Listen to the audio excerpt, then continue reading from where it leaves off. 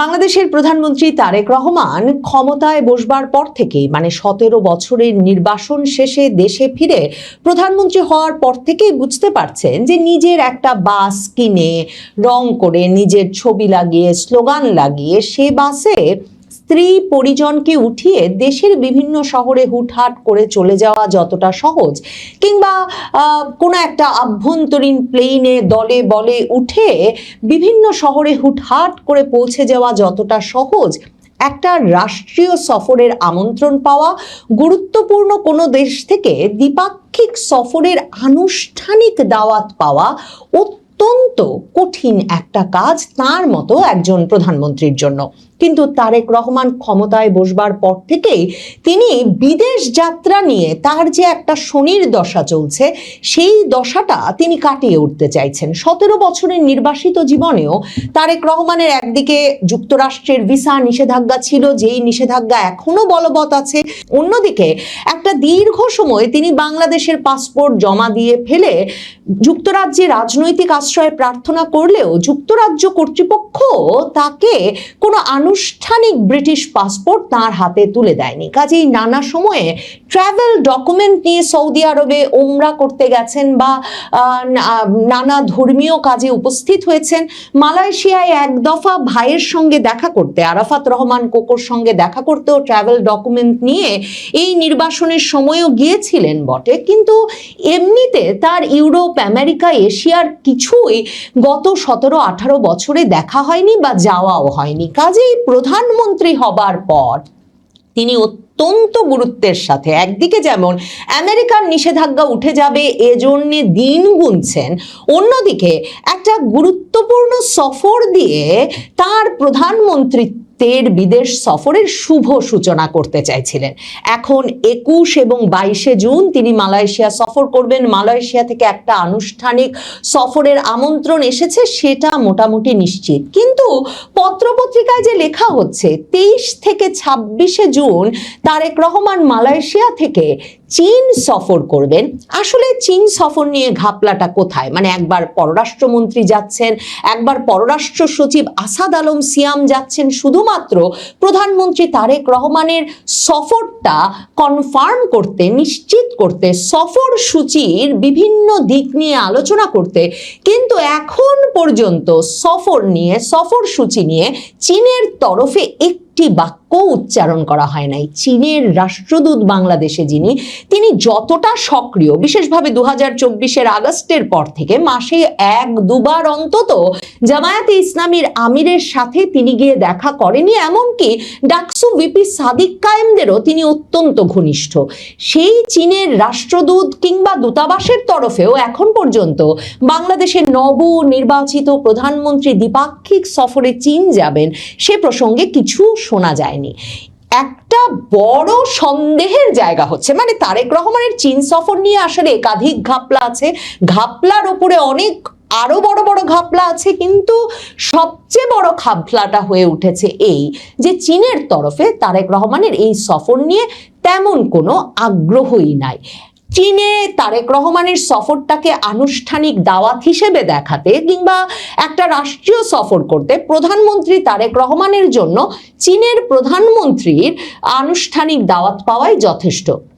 কিন্তু আমরা সকলেই জানি চীনে আসলে প্রধানমন্ত্রীর পদটা যতটাই আলংকারিক ততটাই বড়, প্রভাবশালী এবং গুরুত্বপূর্ণ পদ হচ্ছে চীনের এক ও অদ্বিতীয় নেতা, তাদের প্রেসিডেন্ট শি জিনপিং এর। এখন চীন সফরে তারেক রহমান যাবেন বটে, কিন্তু শি জিনপিং তার সঙ্গে কেন দেখা করবেন, তাদের মধ্যে একটা দ্বিপাক্ষিক বৈঠকের সময় কেন বের করবে চীন, সেটা যতক্ষণ না চীন বুঝতে পারছে ততক্ষণ চীন আসলে এই সফরে বাড়তি কোনো আগ্রহ দেখাচ্ছে না। আর তারেক রহমানের পারিষদবর্গ, খলিলুর রহমান ছুটে গেছেন বেইজিং এ, ছুটে গেছেন পররাষ্ট্র সচিব আসাদ আলম সিয়াম, কিন্তু তারাও এখন পর্যন্ত চীনের প্রেসিডেন্ট, চীনের সর্বোচ্চ নেতা শি জিনপিং এর সঙ্গে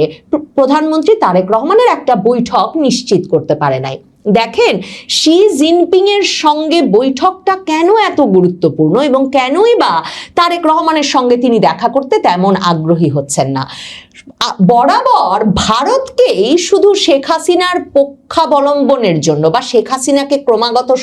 সমর্থন দিয়ে যাওয়ার জন্য দায়ী করা হয় বটে, কিন্তু শেখ হাসিনার আমলের প্রত্যেকটা নির্বাচনের ইতিহাস এবং এর আগে পরে দেশে বিদেশে প্রতিক্রিয়াগুলো যদি আবারও এমনকি ইন্টারনেটে গিয়ে খুঁজে দেখেন, দেখবেন সব সময় প্রধানমন্ত্রী থাকাকালে শেখ হাসিনার যে কোনো নির্বাচনের আগে পরে সবচেয়ে সক্রিয়ভাবে তাকে সমর্থন জানিয়ে গেছে তিনটি দেশ, ভারত, চীন এবং রাশিয়া। এবং চীন 2024-এ শেখ হাসিনার সর্বশেষ নির্বাচনের আগে যেমন চীনের রাষ্ট্রদূত শেখ হাসিনাকে গিয়ে বলে এসেছিলেন যে তারা প্রত্যাশা করেন যে একটা সুষ্ঠু নির্বাচনের মাধ্যমে আওয়ামী লীগ ক্ষমতায় আসবে এবং নির্বাচনের পর তারা তিস্তা মহাপরিকল্পনাটি স্বাক্ষর করে ফেলতে চায় এবং এর কাজ শুরু করতে চায়। ঠিক তেমনি ভাবে শেখ হাসিনা আবারও নির্বাচিত হওয়ার পর বিএনপি জামাতবিহীন ওই নির্বাচনে 2024-এর নির্বাচনের পর সবার আগে যে দেশগুলো তাকে অভিনন্দন জানায় সেগুলো যেমন চীন, রাশিয়া, ভারত, তেমনি চীনের রাষ্ট্রদূত সাথে সাথে আওয়ামী লীগ সরকারের মন্ত্রীবর্গের সঙ্গে দেখা করে একথা জানিয়ে আসেন যে চীন তিস্তা মহাপরিকল্পনা শুরু করতে প্রস্তুত আছেন। এবং সেই জায়গা থেকেই শেখ হাসিনার জুলাই মাসে চীন সফর স্থির হয়েছিল 2024 সালের নির্বাচনের পরে। কিন্তু 2024-এর জুনে ভারত সফরে গিয়ে শেখ হাসিনা আবার মন পরিবর্তন করেন ভারতের অসন্তোষ দেখে। তিস্তা মহাপরিকল্পনা বাস্তবায়নের কাজ তিনি চীনকে দিয়ে দেবেন এ আশঙ্কায় তখন শেখ হাসিনা জুলাইয়ে যখন চীন সফরে যান, শি জিনপিং এর সঙ্গে বৈঠকে বসেন এবং তিস্তা মহাপরিকল্পনা বাস্তবায়ন চূড়ান্ত করতে রাজি হন না, তখন শোনা যায় শি জিনপিং সাথে সাথে ওই বৈঠক থেকে এক রকমের ক্ষুব্ধ হয়ে উঠে যান, সংক্ষিপ্ত করে ওই বৈঠক উঠে যান এবং তারপর শেখ হাসিনা ওই সফর সংক্ষিপ্ত করে একদিন আগে বাংলাদেশে ফিরে এসেছিলেন। এরপর থেকেই চীনের মূল লক্ষ্য ছিল যে বাংলাদেশে এমন একটা সরকার আনা যেই সরকার তাদেরকে তিস্তা মহাপরিকল্পনা দেবে। 2024-এর আগস্টের পর চীন যতটা উৎসাহে জামায়াতে ইসলামীর সঙ্গে সংযোগ স্থাপন করেছে, জামায়াতে ইসলামীর ছাত্র সংগঠন ছাত্র শিবিরের সঙ্গে সম্পর্ক স্থাপন করেছে, তাতে পরিষ্কার ছিল যে শেখ হাসিনার উৎখাতে এক রকমের অতি আনন্দিত চীন, যদিও বা এর আগে তারা সর্বদা এমনকি 2024-এর নির্বাচনের আগেও আমেরিকা যে শেখ হাসিনার আয়োজিত নির্বাচনে হস্তক্ষেপ করতে নানাভাবে নানা চাপ প্রয়োগ করছে তার বিষয়ে কিন্তু সমালোচনা করে এসেছিল। সেই চীন এরপর যেই সরকার বাংলাদেশে ক্ষমতায় এসেছিল, ইউনূস সরকার, তাদের জন্য একটা দ্বিপাক্ষিক সফরের ব্যবস্থা করেছিল। ডক্টর ইউনূস অন্তর্বর্তীকালীন সরকারের উপদেষ্টা হিসেবে রাষ্ট্রীয় সফরে চীনে যান। তিনি গিয়ে কথা দিয়ে আসেন যে শেখ হাসিনা পরবর্তীতে যে সরকার এসেছে, ইউনূস সরকার, তারা চীনকেই এই তিস্তা মহাপরিকল্পনা বাস্তবায়নের দায়িত্ব দেবে। কিন্তু তারেক রহমান সরকার যখন ক্ষমতায় এলো, মানে সরাসরি মার্কিন যুক্তরাষ্ট্র এবং ভারতের পছন্দে তিনি ডিসেম্বরের শেষে দেশে ফিরলেন, ফেব্রুয়ারিতে তিনি প্রধানমন্ত্রী হয়ে বসলেন। তারেক রহমান কখনোই চীনের প্রথম পছন্দ ছিল না। তারেক রহমান সরকারকে যে মার্কিন যুক্তরাষ্ট্র বসিয়েছে, চীন সেটা 2025-এর জুনে মার্কিন যুক্তরাষ্ট্র যখন লন্ডনে তার সঙ্গে দূত পাঠিয়ে বৈঠক শুরু করেছিল তখন থেকেই সেটা জানে এবং মার্কিন যুক্তরাষ্ট্রের সঙ্গে বাণিজ্য চুক্তিতে সর্বসম্মত হয়ে এই যে তারেক রহমানের ক্ষমতায় আসা, এরপর চীন এখন এই তিস্তা মহাপরিকল্পনার ব্যাপক বিনিয়োগে এই সরকারের ওপর কোনো ভরসা করতে পারছে না। কাজেই তারেক রহমান সরকার হাত তুলে যদি বা বলেন যে তারা তিস্তা মহাপরিকল্পনা দিতে প্রস্তুত, তবুও তিস্তা ব্যারেজের কাজ শুরু করতে চীন এখন প্রস্তুত নয়, কারণ তারা জানে তারেক রহমান সরকারের সঙ্গে পররাষ্ট্রমন্ত্রী খলিলুর রহমানের ব্যবস্থাপনায় মার্কিন যুক্তরাষ্ট্রের সঙ্গে এমনকি আকসা জিসোমিয়ার মতো সামরিক প্রতিরক্ষা চুক্তিগুলো ঘটে যাচ্ছে। চীন জানে বাংলাদেশে তাদের হাতে বরং এমন অপশন আছে যারা মার্কিন যুক্তরাষ্ট্রের প্রথম পছন্দ নয়, চীনের সঙ্গে অত্যন্ত ঘনিষ্ঠ এবং বিশ্বস্ত, এবং যারা চীনকে তিস্তা মহাপরিকল্পনা সহ ব্যাপক বিনিয়োগ এবং ব্যাপক প্রভাব বিস্তার করতে দিতে প্রস্তুত, এবং যাদের সঙ্গে চীন 2024 আগস্টের পর থেকে ক্রমাগতভাবে তাদের দলের বিভিন্ন প্রতিনিধি দল, তাদের তরুণ দলের বিভিন্ন প্রতিনিধি দল, ছাত্র শিবিরের বিভিন্ন প্রতিনিধি দলকে নিয়ে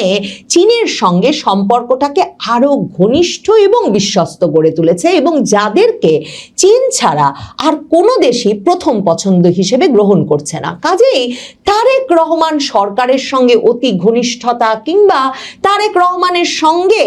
একটা বিশ্বাস বা 10 বছর মেয়াদি একটা দীর্ঘ মেয়াদি কোনো প্রকল্পে যাওয়া, তিস্তা পরিকল্পনায় যাওয়ার জন্য চীন এখন প্রস্তুত নয়। আর এত বড় কোনো প্রকল্প হাতে না থাকলে তারেক রহমানের মতো একজন মার্কিন যুক্তরাষ্ট্রের বসিয়ে দেওয়া প্রধানমন্ত্রীর সঙ্গে, যাকে ভারতও সে সময় সমর্থন করেছিল কিন্তু এখন ভারতও সমর্থন করে না, সেই ব্যক্তির সঙ্গে চীন অতিরিক্ত ঘনিষ্ঠতা কিংবা তাকে একটা গ্র্যান্ড রিসেপশনের মাধ্যমে রাষ্ট্রীয় সফরের সুযোগ দেওয়ার চীনে কোনো প্রয়োজনীয়তা দেখছে না। অন্যদিকে তারেক রহমান যে জোর গলায় বলতে পারছেন না যে তিনি প্রস্তুত তিস্তা মহাপরিকল্পনা চীনকে দিয়ে আসতে, মানে খলিলুর রহমান দৌড়ে গেছেন বটে বসের জন্য চীন সফরের একটা আনুষ্ঠানিক দাওয়াত আনতে, গিয়ে বলেছেন তিনি এলে নিশ্চয়ই তিস্তা নিয়ে আলাপ হবে, কিন্তু নির্বাচনের আগে যেমন বলেছিলেন তারেক রহমান অনলাইনে যুক্ত হয়ে, এখন যে আর তিনি বলতে পারছেন না গলা খুলে যে তিস্তা তিনি চীনকেই দেবেন, কারণ মার্কিন যুক্তরাষ্ট্র তাতে অত্যন্ত ক্ষুব্ধ এবং ক্রোধান্বিত হয়ে পড়বে। প্রেসিডেন্ট ট্রাম্প সরাসরি তার রাষ্ট্রদূত ব্রেন ক্রিস্টেনসেনকে বাংলাদেশে পাঠিয়েছেন কমিউনিস্ট চীনের সঙ্গে অতি ঘনিষ্ঠতার ঝুঁকি বোঝাতে,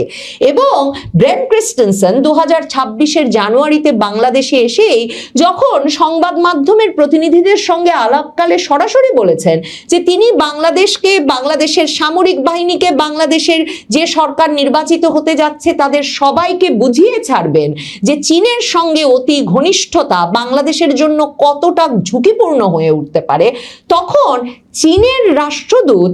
মার্কিন যুক্তরাষ্ট্রের সে অবস্থানের জন্য প্রতিবাদ জানিয়েছিল যে ওটা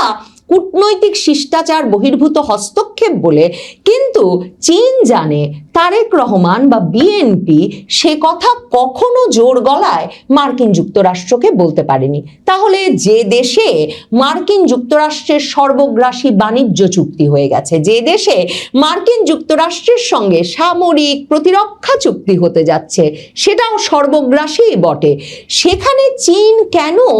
অযথা বিনিয়োগ করতে আসবে? বরং চীন এই সরকারের সঙ্গে ঘনিষ্ঠতা না করে যে দলের সঙ্গে তারা ঘনিষ্ঠতা তৈরি করেছে, বিশ্বস্ততার সম্পর্ক তৈরি করেছে, সে দলকেই ক্ষমতায় দেখতে চাইবে, সেটাই তো বোধহয় স্বাভাবিক। অন্যদিকে মার্কিন যুক্তরাষ্ট্রেও তারেক রহমানের চীন সফর সত্যি ঘটলে সেটার যে প্রভাব পড়বে, সম্ভবত খলিলুর রহমান তারেক রহমানকে সেই ঘাপলাটা সম্পর্কেও সচেতন করেন নাই। কমিউনিস্ট চীনে যদি সত্যি তারেক রহমান যান এবং গিয়ে এটা ওটা দিয়ে আসার প্রতিশ্রুতি দিয়ে আসেন, কিংবা এমন বড় কিছু বের করতে পারেন যেটা দিয়ে তিনি শি জিনপিং এর সঙ্গে বৈঠক নিশ্চিত করতে পারবেন, তাহলে নিশ্চিতভাবে প্রেসিডেন্ট ট্রাম্প কালো তালিকা থেকে আরো কালো তালিকায় প্রধানমন্ত্রী তারেক রহমানকে নিয়ে যাবেন। প্রধানমন্ত্রী তারেক রহমানের বিপদ তাই চারদিকে। চীন সফর নিয়ে